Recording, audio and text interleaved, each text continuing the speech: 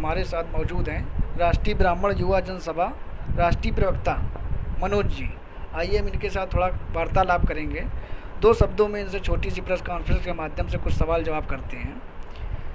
Sir, मैं ये जानना चाहता हूँ, सोशल मीडिया पर पुलिस की कार्रवाई पर क्या ब्राह्मण समाज के स्वर तीखे हैं? अगर हैं क्यों हैं, क्या कारण है?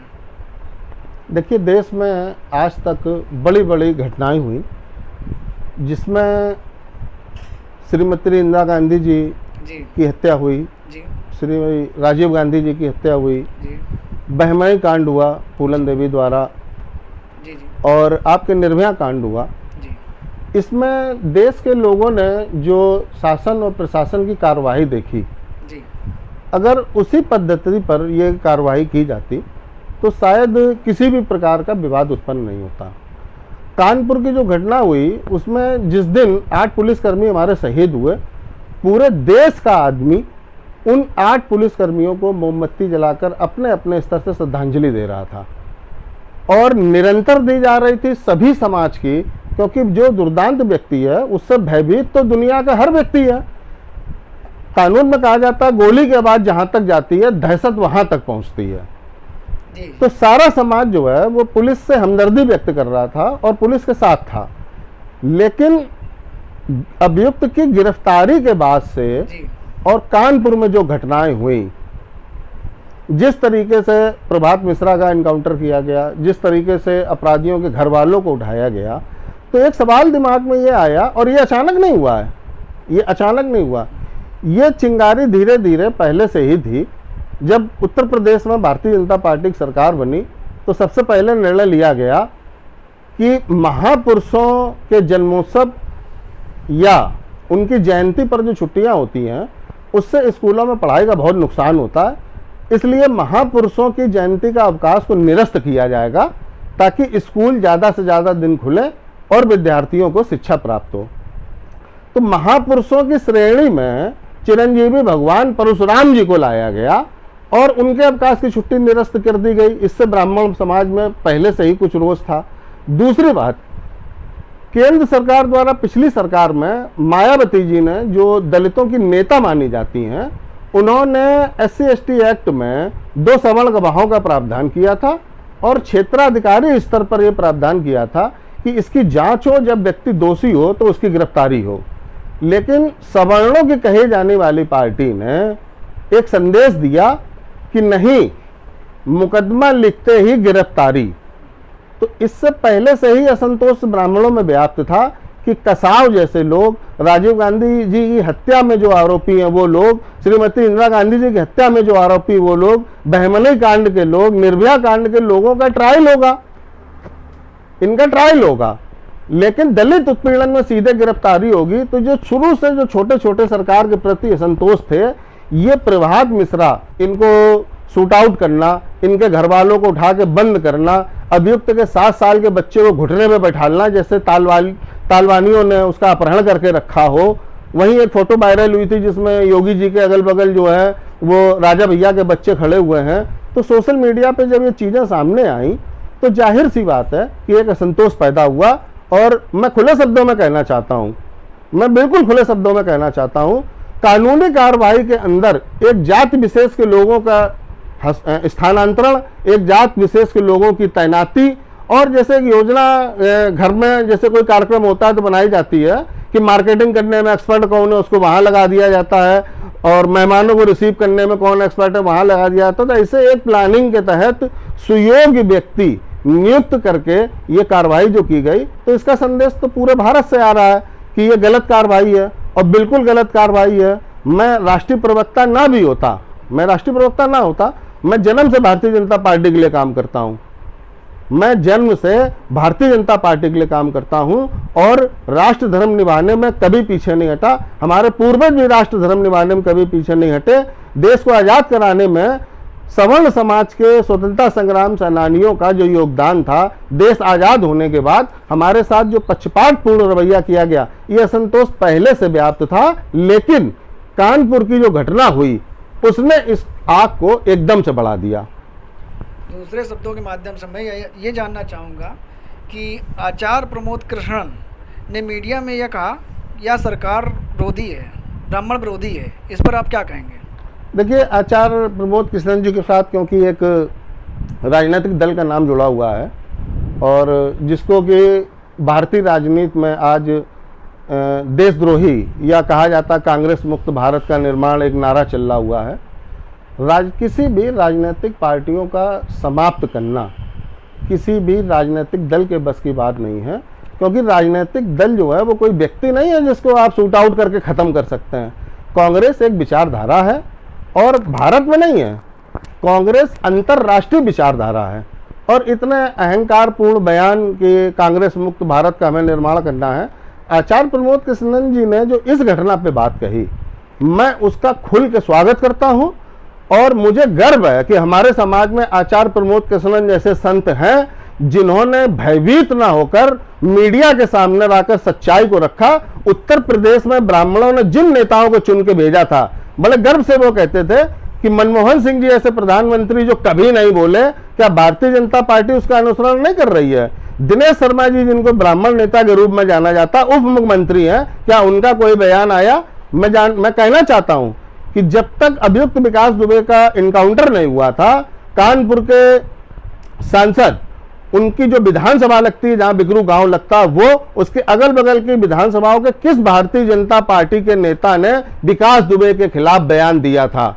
जब मीडिया में भगवती सागर का नाम आया, जब मीडिया में सांगा का नाम आया, तो इन लोगों ने अपनी सफाई तो व्यक्त की, लेकिन 7 से 8 दिन के अंतराल में कानपुर में भारतीय जनता पार्टी के किसी भी व्यक्ति ने, अगर विकास दुबे दुर्दांत अपराधी था तो इस घटना के तुरंत बाद विकास दुबे के लिए मीडिया में बयान आने चाहिए थे ना। भारतीय जनता पार्टी के यहाँ दोनों सांसद भारतीय जनता पार्टी के हैं, आसपास के जो विधायक थे वो भारतीय जनता पार्टी के थे। भारतीय जनता पार्टी के लोगों ने आके इसकी मीडिया के समक्ष खुलेआम आलोचना क्यों नहीं की? एक शब्द आप बताइए जो विधायक सांसद इनके मुंह से इस घटना की आलोचना में निकला हो। हाँ, वो शूट आउट होने के बाद सारे विचार आने लगे। तो लोग कहते हैं कि उसका आतंक था इसलिए लोग नहीं बोले। अरे तो मैं ये जानना चाहता हूं, नेताओं को इतना कमजोर नेताओं का चयन क्यों किया? कमजोर नेताओं का चयन, नेता उस दुर्दांत अपराधी के सामने बोल नहीं रहे हैं। कमजोर एसटीएफ के सिपाहियों का चयन जो उनसे असलहे लेके भाग जाती है। तो ये व्यवस्था तो सरकार को देखनी है कि हम किस स्तर के अभियुक्त के खिलाफ कार्रवाई करने जा रहे हैं। उसमें पुलिस को बुलेट प्रूफ जैकेट ना देना, ये क्या हमारी कमी है? ये ब्राह्मण समाज की कमी है? हम सिर्फ उस पर बात करना चाहते हैं कि जिन छोटे छोटे बच्चों को उठाकर उनका शूट आउट किया गया। सर, मैं ये जानना चाह रहा हूँ कि जब से ये इतनी बड़ी घटना हुई है, कानपुर के अंदर ये घटना हुई है, तब से एक नारा सुनाई दे रहा है, जय श्री राम, जय परशुराम। इसके बारे में आप क्या कहना चाहेंगे? देखिए, इसके विषय में मैं कहना चाहता हूँ कि पुरातन भारत में जो शिक्षा पद्धति थी वो गुरुकुल प्रणाली थी। गुरुकुल प्रणाली जब से मैकाले शिक्षा पद्धति आई है और गुरुकुलों का अंत हुआ है, तब से जो हमारे युवक हैं उनको जो भी ज्ञान प्राप्त हो रहा है वो टीवी सीरियल से प्राप्त हो रहा है और वो मीडिया पे जो देख लेते हैं वही उनकी जानकारी है। ये सवाल आज के 40 साल 50 साल पहले क्यों नहीं आया था कि भगवान परशुराम और भगवान श्री राम में कोई अंतर है? ये धार्मिक शिक्षा का अभाव है जो हमारे देश के संविधान ने धार्मिक शिक्षाओं पर जो प्रतिबंध लगा रखा है। मदरसे में कुरान पढ़ाने का प्रावधान है, स्कूल जो क्रिश्चियन स्कूल है उसमें बाइबल पढ़ाने का प्रावधान है, लेकिन भारतीय जो संस्कृत के स्कूल हैं उसमें हम धार्मिक शिक्षा नहीं दे सकते हैं। तो जब धार्मिक शिक्षा का अभाव आगा, आप देखिए कि गुरु का जो सम्मान पहले हुआ करता था, आजकल के बच्चे का गुरु को वो सम्मान देते हैं। 2 मिनट में अगर बच्चे को मारा जाए तो स्कूल प्रबंधन के खिलाफ मीडिया खड़ी हो जाती है और अध्यापकों का आतंक दिखा दिया जाता है। अध्यापक भयभीत हैं कि हम इन बच्चों को किस तरीके से शिक्षित करें, इन बच्चों को मैं किस तरह शिक्षित करूं। मैं इस विषय पर केवल एक बात कहना चाहता हूं उन अज्ञानियों से कि भगवान शिव में जितना पालन करने की और सृष्टि रचने की क्षमता है वो ब्रह्मा और विष्णु है। भगवान विष्णु में जितना वैराग्य और सृष्टि करने की क्षमता है वो भगवान शिव और भगवान विष्णु है। और भगवान विष्णु में जो जलने की क्षमता और वैराग्य की क्षमता है, ये भगवान शंकर, हर घर में एक आरती पढ़ी जाती है, प्रणवाक्षर के मध्य ये तीनों एका, इन तीनों में कोई अंतर नहीं है। अब इसको जो मूर्ख भगवान श्री राम को क्षत्रियों का पेटेंट करे दे रहे हैं, उन्हें मैं बताना चाहता हूं कि भगवान श्री राम श्री विष्णु जी के ही अवतार थे, और भगवान परशुराम जी भी श्री विष्णु जी के ही अवतार थे। भगवान परशुराम जी के जो गुरु थे वो विश्वामित्र जी थे। अब हम धर्म को अगर हम जाति हिसाब से देखने लगे, देखिए ब्राह्मण अगर आतताइयों का समर्थन करने वाले लोग होते तो जिस समय पे रावण ने अपना आतंक किया था, या जिस समय पे रावण का वध किया गया था भगवान श्री राम द्वारा, उस समय उसके बाद में कंस, सनातन धर्म में जो सबसे मान्य रिश्ता माना जाता है वो मान्य रिश्ता है बहन और बहनोई का। कंस ने तो अपनी सगी बहन की संतानों की हत्या की और बहन बहनोइयों को कारागार में रखा। दुर्योधन ने पूरे समाज में, आज की घटना मैं आपको बता रहा हूं, जैसे कि विकास दुबे की मां ने ये बोला कि हमारा बच्चा, उसने अगर गलत काम किया तो उसको शूट आउट कर दिया जाए, वैसे रावण के पिता ने कभी रावण के गलत कामों का सहयोग नहीं किया था, कभी नहीं किया था। लेकिन महाभारत में तो बाबा दादी सारे लोग दरबार में मौजूद रहे और एक स्त्री का घोर अपमान हुआ, कंस के द्वारा अपमान हुआ। तो ये क्या रावण से कम आताताई थे? लेकिन जब रावण के पुतला दहन का प्रावधान किया गया तो क्या किसी ब्राह्मण ने इस बात का विरोध किया? ब्राह्मण ने कभी विरोध नहीं किया। ब्राह्मण कह सकते थे कि इससे बड़े दुर्दांत तो ये लोग हैं, तो रावण का पुतला हर साल क्यों फूका जाए, एक साल कंस का फूको, एक साल दुर्योधन का फूको। लेकिन ऐसा नहीं है, ब्राह्मणों ने कभी किसी को नहीं किया। और मैं फिर दोहराना चाहता हूं कि ब्राह्मणों के आइडियल चंद्रशेखर आजाद हैं देश में, ब्राह्मणों के आइडियल वो गुरु हैं जिन्होंने राजाओं को राजा बनाया। आचार्य द्रोणाचार्य जी अर्जुन को जमीन पे चक्रव्यूह की रचना सिखा रहे थे और उनके स्वयं का पुत्र अश्वत्थामा आगे जब खड़ा हुआ तो उन्होंने वो मिटा दिया। वो शिक्षा योग्य और पात्र को देना चाहते, उन्हें मालूम था कि अश्वत्थामा को चक्रव्यूह की आवश्यकता कभी नहीं पड़ेगी, देश हित में, राष्ट्र हित में, भारतीय संस्कृति में इसका उपयोग अर्जुन कर सकते हैं। तो हम कहां से पक्षपाती हो गए? हमने हमेशा क्षत्रियों को शिक्षा दी। भगवान परशुराम जी ने किसको शिक्षा दी? द्रोणाचार्य जी को दी, द्रोणाचार्य जी को दी, कर्ण को दी, ठीक है, और भीष्म पितामह को दी।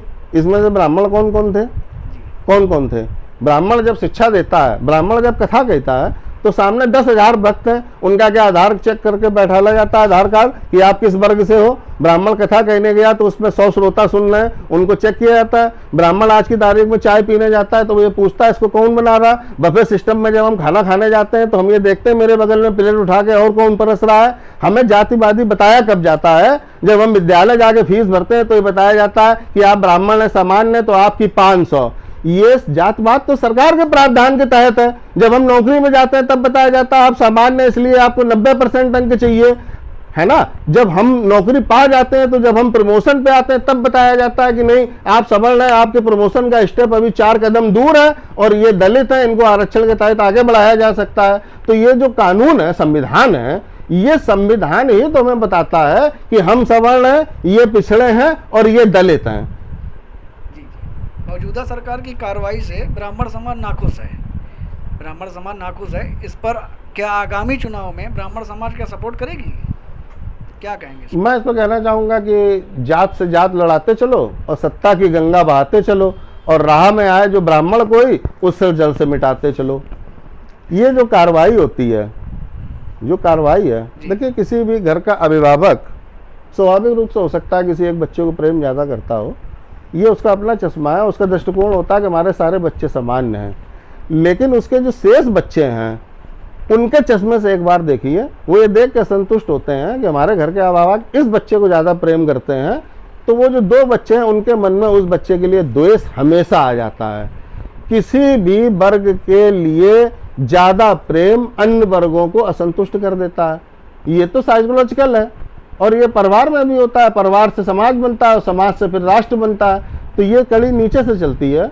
हमारा कहने का मतलब ये है कि जो पार्टियां हिंदूवादिता की बात करती हैं वो फिर जाति आधार पर मतगणना भी कराती हैं। तो जब देश में आप एक चीज लाते तो एक कानून लाइए ना, आप कहिए हमने जो वोट भारतीय जनता पार्टी को दिया था वो हमने हिंदूवाद पे दिया था, तो आप जब आपकी सरकार बनी तो आप 3 भाग में लाइए ना, उच्च वर्गीय हिंदू, मध्यम वर्गीय हिंदू, निम्न वर्गीय हिंदू, किसी भी जात का व्यक्ति हो। ब्राह्मण एक ठेला लगा रहा है तो वो सुविधाओं से वंचित है। और रामविलास पासवान जी मंत्री पद पे हैं, माननीय देश के महामहिम रामनाथ कोविंद जी जो हैं, उनके बच्चों को आरक्षण का लाभ मिल रहा है। और जो ब्राह्मण मंदिर में पूजा करके ला रहा है उसको आरक्षण नहीं मिल रहा। तो ये असमानता जो है जब तक समाज में रहेगी तब तक असंतोष तो अपने आप आता रहेगा। और इसका ब्राह्मणों में जो रोष है वो भले ही लोग नाम लगा दें ये कानपुर की घटना से है, कानपुर की घटना से नहीं है, ये शुरुआत से चला आ रहा है। जब से भगवान परशुराम जी की जयंती माननीय योगी जी ने अवकाश समाप्त किया था, तो भगवान के जयंती का अवकाश समाप्त किया, जबकि बात महापुरुषों की जयंती का अवकाश समाप्त करने की हुई थी। और महापुरुष में हम तब मानते हैं आपको ना, जब आप अम्बेडकर जयंती, रविदास जयंती थी, अन्य गुरु नानक जयंती थी, ये महापुरुष थे, ये महापुरुष हैं। आप भगवान परशुराम जी को महापुरुषों की श्रेणी में सवाल ही नहीं उठता। आपने एक छुट्टी को जो है वो कैंसिल किया, और हम समस्त ब्राह्मण महासभा की तरफ से खुल के इस बात का विरोध करते हैं।